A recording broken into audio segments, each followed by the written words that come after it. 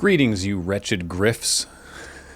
I hope you're doing well. My name is Graham, and welcome to the Crack-A-Pack here on LRRMTG. If you're not following the channel, please consider doing so. I don't actually think you're wretched, it's just, it sounded funny. Today, we're going to be opening a pack of Eldritch Moon, and the keen-eyed among you, which is probably most of you, and you're also smart and attractive, will notice that this pack is already slightly opened because I had a camera error after I had opened it. But I still wanted to do this because, so here's the note from the donor, MTG Color Pie. This was given to us by MTG Color Pie at PAX West 2018, who says, warning, this set should have DFCs, which is double-faced cards. This came from a box where the DFC was replaced by an upside-down rare. So this should not have a DFC in it, open with caution. And genuinely, please believe me, I had not read that until I started recording. And so I don't know what to expect. I mean, that would be a pretty entertaining collation error. But we're gonna start. I guess for the benefit of the ASMR aspect, I'll just... Good. Okay. We begin with Choking Restraints. 2 and a white for a creature enchantment, it can't attack or block. And for 3 white, sacrifice Choking Restraints, exile enchanted creature. Yeah, sweet. Why not? You ever been choked by Viscera?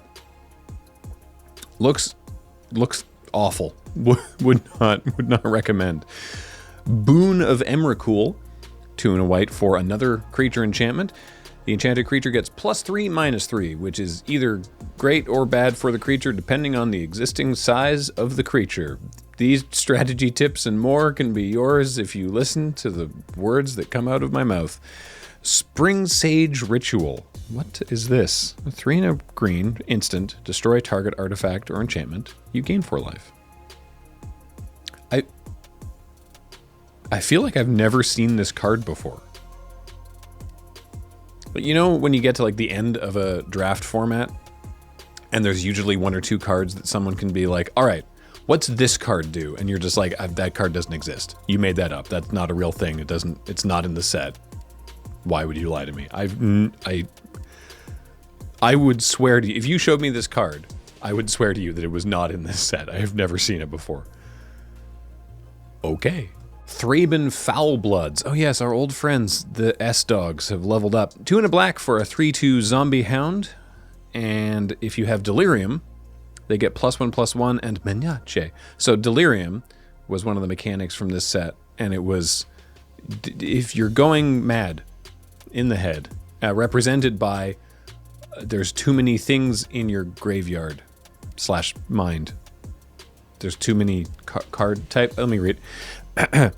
Thraben Foulbloods gets +1/+1 and has Menace, as long as there are 4 or more card types among cards in your graveyard.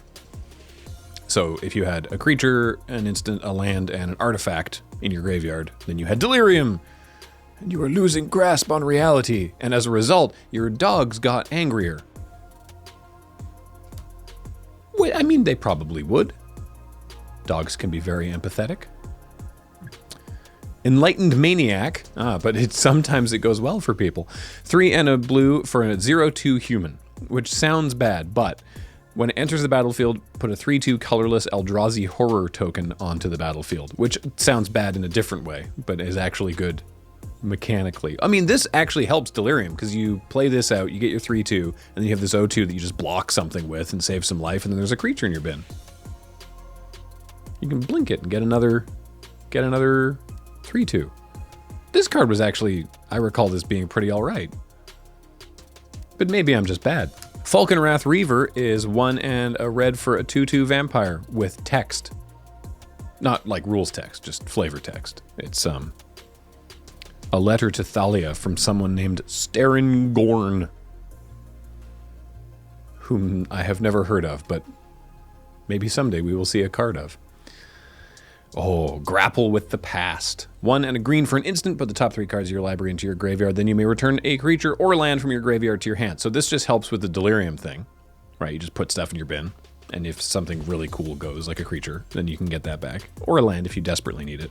But the best part about this card is the visual reference, because there was a card in the original Innistrad block, something from the well, Make-A-Wish? I think it was just called Make-A-Wish, and it's the same setting, the looking up from out of the well at the same angle, and there's a little girl holding a teddy bear throwing a coin down the well. And then this is, I think the implication is that the girl has now become an eldritch demon, but is retrieving her teddy from the well, I think, which is amazing and sad and grim, but awesome.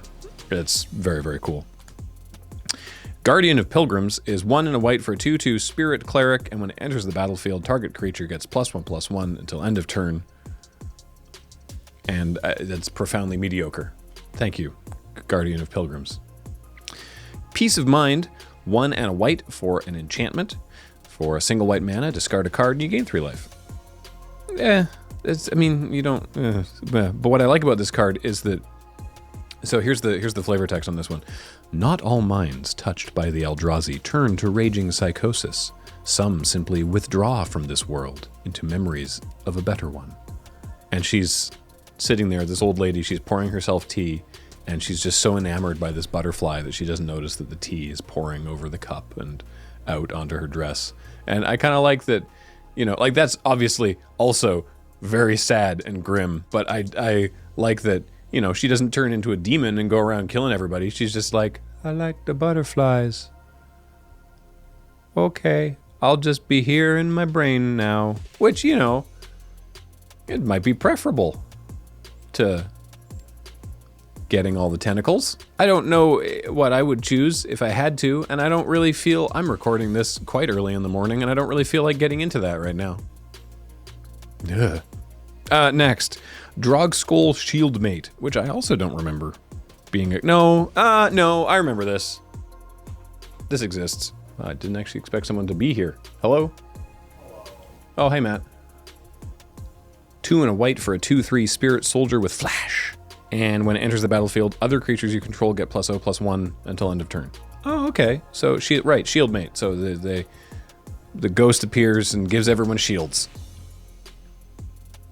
Yeah, that's a thing that can happen. Yeah, you know what? Why not? That card seems totally fine.